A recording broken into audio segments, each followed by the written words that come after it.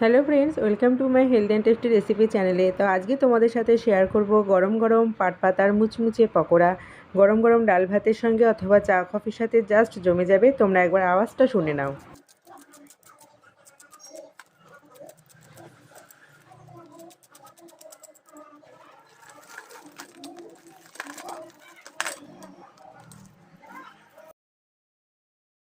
আশা করি তোমরা শুনেই বুঝতে পারলে কতটা মুচমুচে হয়েছে।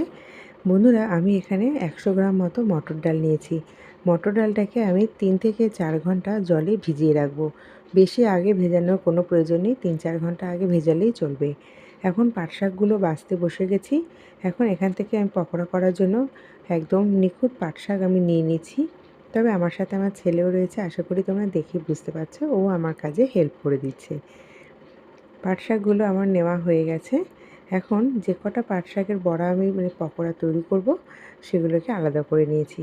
ভালো মতো ধুয়ে নিয়েছি। ধুয়ে একটা প্লেটের মধ্যে আমি নিয়ে নিয়েছি। এখানে মটর ডালটাও আমার ধোয়া হয়ে গেছে। মটর ডালটাকে ভালো মতো ধুয়ে নিয়েছি। মটর ডালটার এখন ফাইন একটা পেস্ট করে নেব।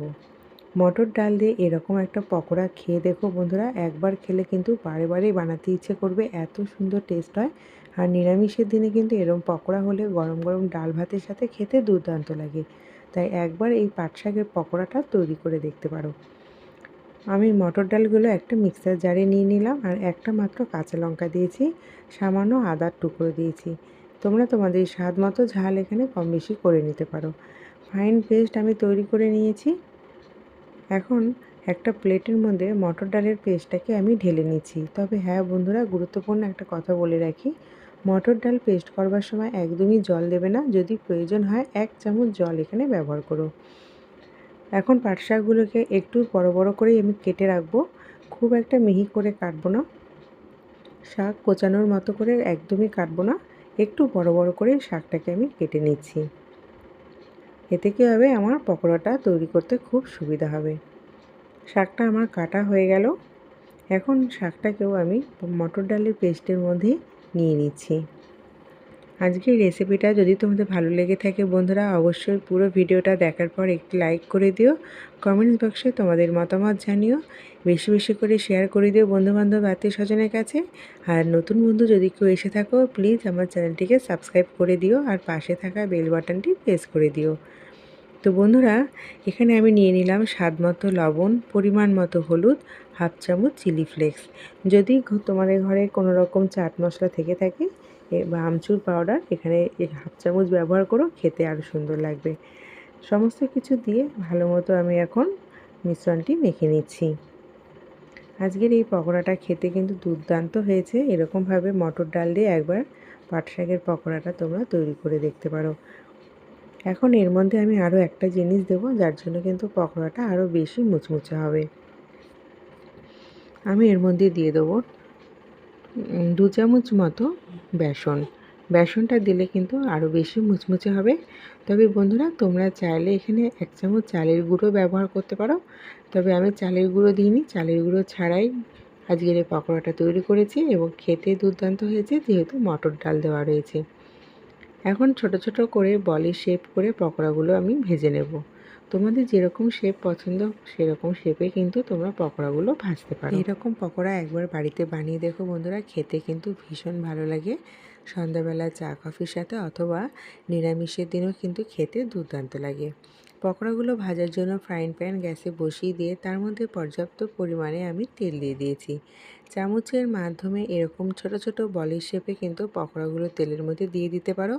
যারা নতুন রান্না শিখছো, যাদের একদমই অভ্যাস নেই, তারা কিন্তু চামচের ব্যবহার করতে পারো। আর যারা রান্না করে আসছি, আমরা যে সকল বন্ধুদের কথা বলছি, এরকম হাতের সাহায্যেও কিন্তু আমরা পকোড়াগুলো তেলের মধ্যে দিয়ে দিতে পারি। প্রতি কটা পকোড়াই আমার দেওয়া হয়ে গেছে, তবে এটা আমার ফার্স্ট ব্যাচ। আর এরপরেও সেকেন্ড ব্যাচ আমি এইভাবেই একই রকমভাবে ভেজে নেব। ভাজাটাও আমি তোমাদের দেখিয়ে দিচ্ছি। দেখো, গ্যাসের ফ্লেমটাকে মিডিয়ামে রেখে এটা করতে হবে।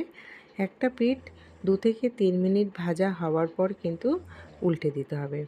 দেওয়া মাত্রই উল্টাবে না। যারা নতুন রান্না শিখছো তাদের কথা বলছি, একদম পকোড়া দেওয়ার সাথে সাথে উল্টে দেবে না, 2-3 মিনিট রেখে তারপরে উল্টাবে। দেখবে খুব সুন্দরভাবে পকোড়াগুলো উঠে আসবে এবং তেলটা কিন্তু অবশ্যই একটু গরম করে নিলে খুবই ভালো হয়।